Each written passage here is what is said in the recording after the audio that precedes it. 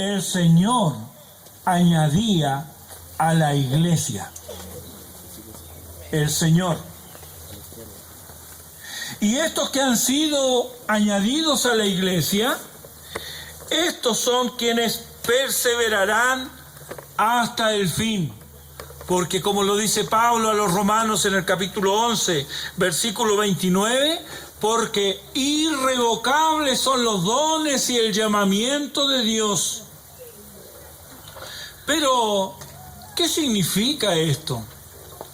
Ahondaremos un poco en el significado de los verbos, de estos verbos que aparecen en nuestro texto, y en la relación que estos tienen con el bautismo. En primer lugar, dice que los que recibieron su palabra fueron bautizados. ¿Por qué fueron bautizados? Porque recibieron su palabra. ¿La palabra de quién? Bueno, Pedro estaba predicando. Y el contenido de su sermón estaba saturado de la Biblia. Él cita del profeta Joel, narra eventos descritos en los evangelios, cita del Salmo 16, del Salmo 89, del Salmo 132, del Salmo 110, y hace inferencias del segundo libro de Samuel, del libro de Oseas, del libro de Daniel, del libro de Nehemías y del libro de Ezequiel. Todo eso lo puede encontrar en el sermón del capítulo 2 del libro de Hechos, el sermón que predicó Pedro. Pero por muy saturado que esté el sermón de Biblia, no todos lo recibieron. Pero los que lo recibieron, hicieron algo. Se bautizaron. Cuando Pedro predicó, y luego de hacer la aplicación, ellos dicen en el versículo 37, se compungieron de corazón y dijeron a Pedro y a los otros apóstoles: varones hermanos, ¿qué haremos? ¿Qué haremos? Versículo 38, Pedro les dice: arrepentíos. Es decir, vuélvanse a Dios. Abandonen el pecado. Eso significa arrepentirse. Algunos piensan que arrepentirse es derramar algunas lágrimas en un culto. No. Arrepentirse es dejar el pecado, es darle la espalda al pecado, al mundo, y estar de cara ahora a Dios. Entonces el bautizarse no es una idea de la iglesia bautista, tampoco es una idea de Pedro. El Señor Jesús, antes de ascender a los cielos, en Mateo 28, versículo 19, dice: id y hacer discípulos a todas las naciones, bautizándolos en el nombre del Padre y del Hijo y del Espíritu Santo. Entonces, recibir su palabra lleva implícito el arrepentimiento y luego la obediencia a lo que Él ordena. A fin de entender un poco mejor este concepto, leamos ahí en Juan capítulo 1, versículo 12. Yo sé que muchos se lo saben de memoria, porque dice: mas a todos los que le recibieron, a los que creen en su nombre, les dio potestad de ser hechos hijos de Dios. Aquí, los que le recibieron son los mismos de los que creen en su nombre. Creer no es solo asentir intelectualmente, no nos equivoquemos aquí. Creer no es solo asentir intelectualmente, es así como muchos creen. Creen que Jesús existió, creen que Jesús murió y resucitó, creen que Jesús es el Hijo de Dios. Pero, ¿en qué se diferencia ese creer del creer de los demonios? Bueno, la comparación es fuerte.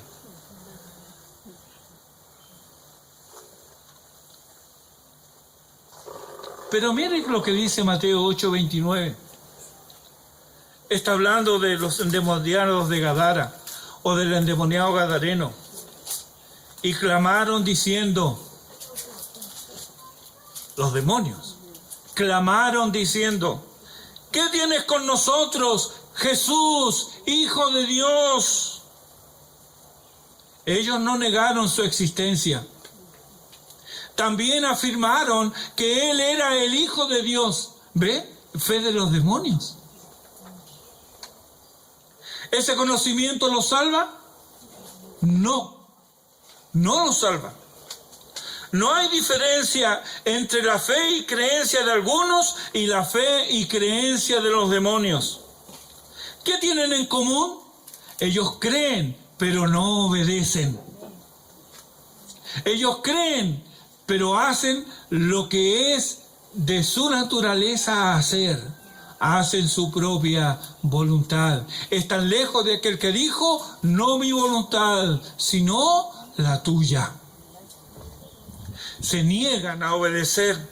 Se obstinan en su rebeldía y desobediencia. Recibir al Señor, creer en su persona, creer en su nombre, es obedecerle. Si tú te llamas creyente, si tú te consideras cristiano, entonces la obediencia es una marca en tu vida. Obediencia a Cristo. Obediencia a Dios y a su palabra. Recibir al Señor, creer en su nombre, en su persona, entonces es obedecerle. Así que no te engañes pensando que crees en el Señor si no le obedeces. Y cuestiona si realmente hay obra de Dios en tu vida, si tu obediencia es parcial o es a conveniencia. Resuelve este asunto aquí y ahora. En segundo lugar, nuestro texto continúa y se añadieron aquel día como 3,000 personas.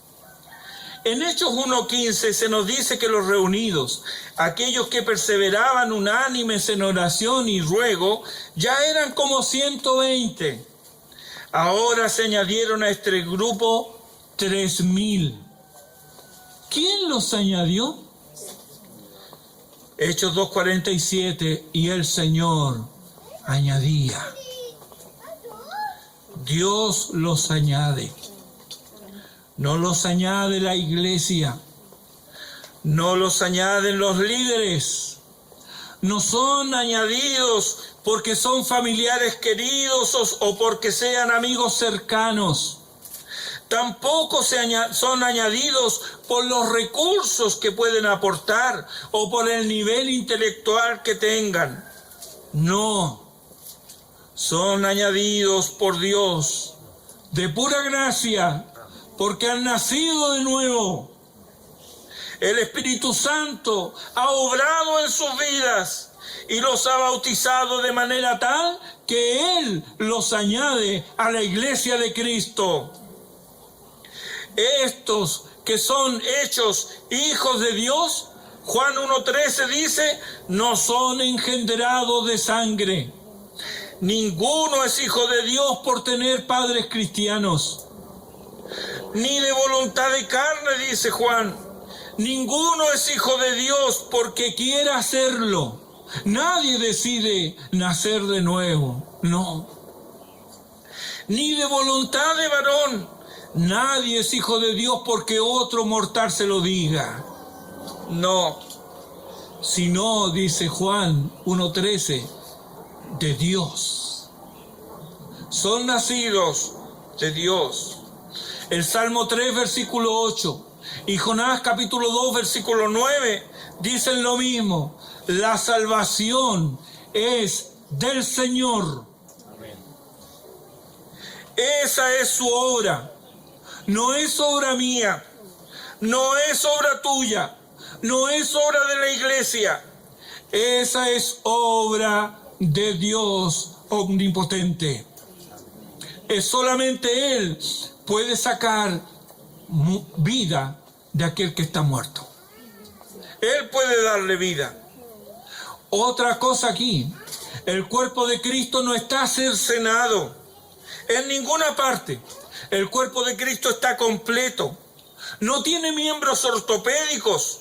Sus miembros son reales y tienen una dependencia vital del resto del cuerpo. No existe tal cosa como un miembro del cuerpo de Cristo que exista independiente de su cuerpo, que es la iglesia.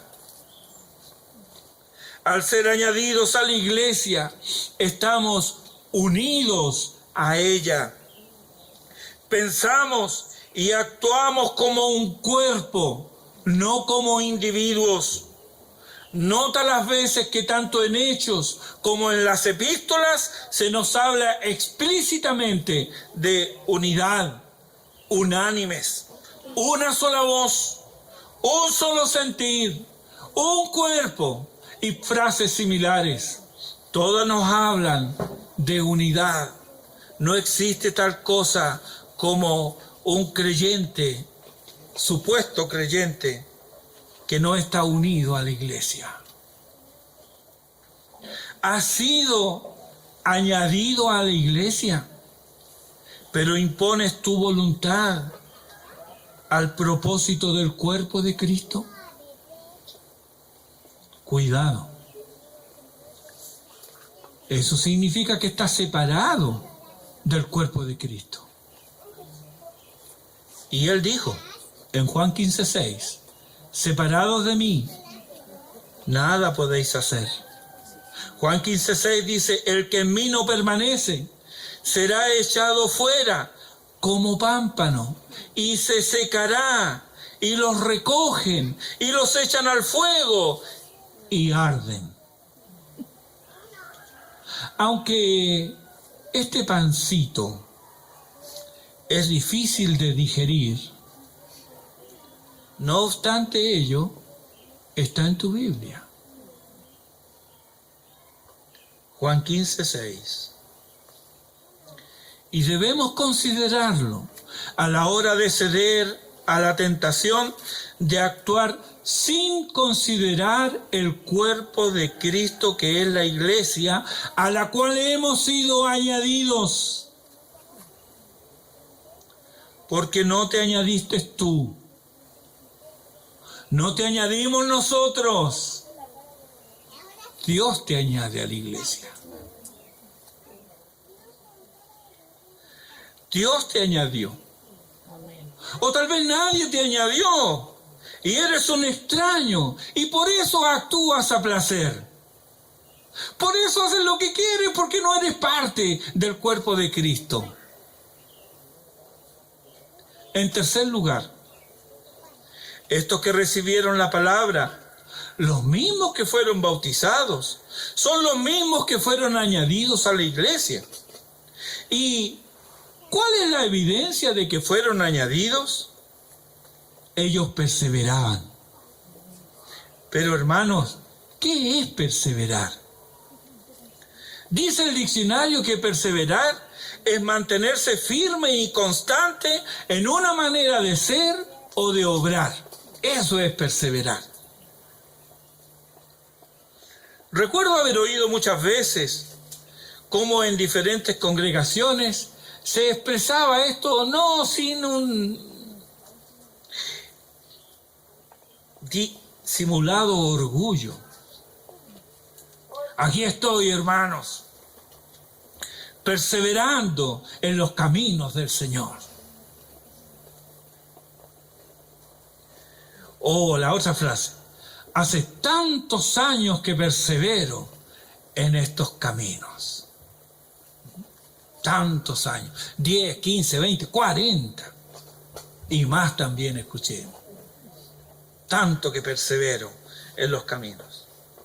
Bueno, debo decir también que conozco a muchos que son como golondrinas.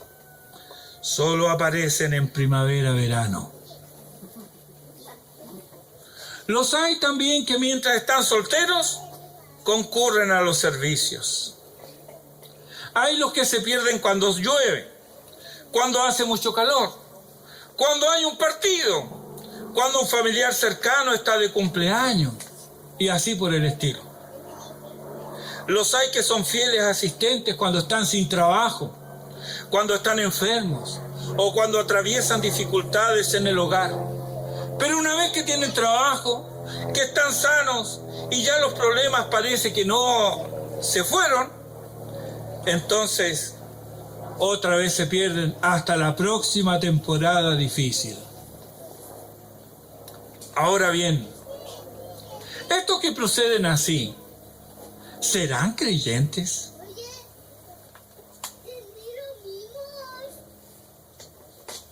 No voy a pedir perdón por incomodarlos, porque para eso estoy. No, hermanos, no son creyentes. Aclaremos, eso sí, que ser creyente no se mide por cuánto asistes a la casa de oración. John Bunyan estuvo 12 años en la cárcel y hay verdaderos creyentes postrados en una cama de hospital o enfermos en sus domicilios. Ellos anhelan estar en la casa del Señor, pero no pueden. No, ser creyente no se mide por la asistencia, se mide por la obediencia. Pero vayamos a nuestro texto. ¿Dónde dice que perseveraban en asistir al lugar de culto? Perseveraban, sí, pero no en la mera asistencia, sino en la doctrina de los apóstoles. Conocí a un hombre que asistió más de 60 años y nunca fue creyente.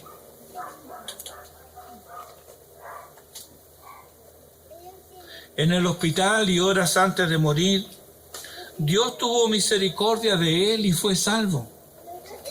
Lo sé porque tuve el privilegio de asistirlo espiritualmente. Tu asistencia intermitente pone en duda tu profesión de fe, pero tu asistencia no garantiza que seas hijo de Dios si no perseveras en la doctrina de los apóstoles. La enseñanza apostólica es fundamental, vital para la vida cristiana. ¿Qué enseñaban los apóstoles? Las enseñanzas de Jesús, las enseñanzas que Dios les dio a Moisés y a los profetas. Constantemente en sus escritos citan las Escrituras. ¿Para qué entonces Dios nos dejaría su palabra si no fuera para inquirir en ella, para hacerla y para enseñarla también a otros? ¿Qué otra razón tendría Dios para dejarnos su palabra? ¿Cómo limpiaríamos nuestro andar si no guardáramos su palabra? ¿Quieres que te vaya bien? Amén. Mi hermana quiere que le vaya bien. Los demás no sé. Pues observa, guarda y haz la palabra de Dios. La Biblia no solo te habla de cosas celestiales y espirituales, también te habla de cosas terrenales y materiales. Te da directrices para el hogar, para la familia, para la sociedad, para la nación. Te enseña en tu rol de padre, madre, cónyuge, hijo, trabajador y empleador. Te enseña sobre el uso de los bienes, el uso del dinero y el cuidado de la creación. Te enseña sobre el uso del tiempo, sobre el descanso y el ocio, sobre la sexualidad, sobre ética y moral. La Biblia te enseña a pensar, a juzgar entre lo bueno y lo mejor. Todo esto y mucho más es enseñanza, es doctrina de los apóstoles. Entonces, ¿Cuánto has perseverado en estas santas doctrinas? Cuando tú hablas, ¿repites lo que oyes a tu alrededor o tus palabras son un reflejo de la enseñanza apostólica? Qué pena, hermanos, algunas conversaciones solo son ecos de los chismes de la televisión, banalidades al por mayor, mero ruido y nada más. En el mejor de los casos, porque hay cosas peores. Queridos hermanos, ustedes recibieron la palabra y serán bautizados hoy porque Dios los ha añadido a la iglesia, pero deben tener meridianamente claro que este no es el fin de la vida cristiana, sino solo el principio. Han comenzado a perseverar en la doctrina de los apóstoles y deben continuar hasta el fin de sus días. Considera el ejemplo del apóstol Pablo, encarcelado, enfermo, viejo y pronto a ser ejecutado. Él ha sido un misionero, un pastor de almas, un evangelista, un teólogo de singular importancia para la iglesia, que sabe que su vida está próxima a su final. Y ahí, preso en esa mazmorra, él tiene todavía algunos deseos. ¿Cuáles? ¿Qué es lo que él quiere? ¿Quiere ser libre? ¿Él quiere ser sano? No, no son esos los deseos que él expresa. En la segunda epístola de Pablo a Timoteo, la última carta que él escribió, en el capítulo 4, versículo 13, le dice a Timoteo: trae cuando vengas el capote que dejé en Troas en casa de Carpo. Tenía frío y tenía un buen abrigo, pero se le había quedado en otro lugar. Tráelo, por favor, tráelo. Y los libros, mayormente los pergaminos.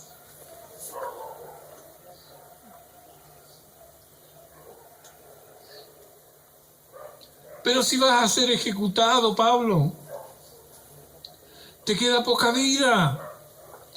Ah, pero yo quiero todavía inquirir más en el libro de Dios. Recuerdo una anciana que le dijo a mi amigo, el padre del pastor, la madre del pastor Edwin. Le dijo él: mamita, ya estás próxima a reunirte con tu Señor. Tenían un cáncer muy avanzado. Le quedaba poco tiempo de vida. Y le dice: mamita, estás pronta a reunirte con tu Señor. ¿Hay alguna cosa que te incomode? ¿Hay algo que te falte? Y ella dice: no, hijo, está todo bien. Y se queda pensando y dice: hay una cosa así que me inquieta. ¿Qué es, mamita? Ella se convirtió siendo una anciana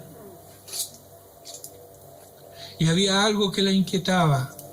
Ella dijo: cuando llegue a la presencia de mi Señor, me va a preguntar si yo he leído toda su palabra, y yo no la he leído toda, hijo. Trae cuando vengas los libros, mayormente los pergaminos. Tú, que serás hoy bautizado, recuerda perseverar en la doctrina de los apóstoles siempre. Siempre. Nunca llegarás a un estadio en tu vida en lo cual tengas que decir: ya con esto es suficiente, no necesito leer más, no necesito estudiar más. No, Dios nos libre de esa arrogancia perversa. No recuerdo quién lo dijo, pero es una gran verdad. Hermanos, si no sois buenos teólogos, no sois buenos para nada. Sí, a mí también me golpeó. ¿Qué quiere que le diga? Pero atención a esto aquí. Esto fue lo que dijo John Stott. El conocimiento no es un fin en sí mismo, sino un medio. Un medio que debe conducir a la adoración, a la fe, a la santidad y al amor. Más conoces, más te pareces a Cristo. Si estás envanecido, se va a notar. No solo debes perseverar en la doctrina de los apóstoles, sino también en la comunión unos con otros. ¿Y cómo perseverarás en la comunión unos con otros si no te congregas? ¿Cuánta soberbia encontramos hoy? No necesito a la iglesia, dicen. Y argumentan para validar su desobediencia las razones más variadas. Algunas reales, y muchas de ellas son ficticias. Pero es de dudar que procede así un creyente verdadero, porque el que es amado por Dios, ama a los hijos de Dios, y ya que ama a Dios. ¿Y dónde te encuentras con otros creyentes? ¿No es en la casa de oración?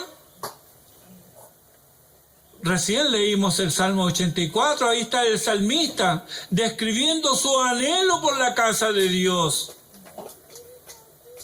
Allí él adora, y cuando la tristeza y la pena invade su vida, allí él encuentra consuelo y refresco para su alma sedienta.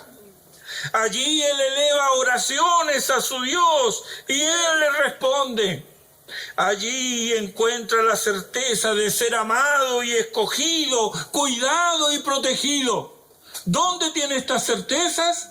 En la casa del Señor, en el santuario. Al ver la maldad que le rodea y la prosperidad de los impíos, Asaf se siente desfallecer, siente envidia y enojo, pero dice él en su Salmo, el 73, versículo 17, hasta que entrando en el santuario de Dios, comprendí el fin de ellos. Es en la comunión con Dios y con los hermanos que obtienes respuesta a los interrogantes de la vida. Es en esa comunión que serás preservado de malicia, envidia y maldad. No solo eso, ¿qué pasará con tu hogar cuando abandones la comunión de los santos? Dejas de congregarte cuando el mundo ha invadido tu corazón. Pero no solo tu corazón, sino también ha invadido tu hogar. Allí donde antes se respiraban aromas del cielo, hoy la fetidez del pecado lo inunda todo. Allí donde había paz, amor y perdón, ahora hay discordia, rencillas y contiendas. ¿Acaso no sabes que Dios resiste a los soberbios? ¿Por qué entonces insistir en tu propio camino? ¿Dónde nos consideramos unos a otros para estimularnos al amor y a las buenas obras? ¿Dónde envía el Señor bendición y vida eterna? ¿Dónde serás enseñado, alimentado, fortalecido y animado? No dejes este medio de gracia. Debes perseverar en él. Debes perseverar en la comunión los unos con los otros. También debes perseverar en el partimiento del pan. Esta es una clara referencia a la observancia del mandato dado por el Señor con respecto a la cena del Señor. ¿Qué es la cena del Señor? La cena del Señor es un acto de creyentes. Es un acto de la iglesia, es un acto de comunión con el santo y con los santos. Se participa de pan y vino, donde el vino representa su cuerpo, el pan representa su cuerpo quebrantado por nosotros en la cruz del Calvario, y el vino representa su sangre derramada para el perdón de nuestros pecados. Solo los creyentes pueden apropiarse de los beneficios de la muerte de Cristo. Allí renovamos nuestro compromiso con Cristo y con su pueblo. Y este acto en sí evidencia que la iglesia es un cuerpo, diferenciándola del mundo. Si eres creyente y estás en comunión con Dios, es decir, no estás en pecado y le obedeces, debes participar en este acto de comunión de la iglesia. Finalmente, aquellos que recibieron la palabra fueron bautizados, añadidos a la iglesia y perseveraban en la doctrina de los apóstoles, en la comunión unos con otros, en el partimiento del pan y en las oraciones. Ellos y con ellos todos quienes han sido añadidos a la iglesia perseveran en las oraciones públicas y privadas. Todo creyente genuino ora. Es como la respiración. Solo a veces somos conscientes que lo hacemos, pero seamos conscientes o no, oramos. Y concordarás conmigo que en momentos de aflicción y dolor es cuando más y mejor oramos. En momentos de aflicción, ¿cómo fluye la oración?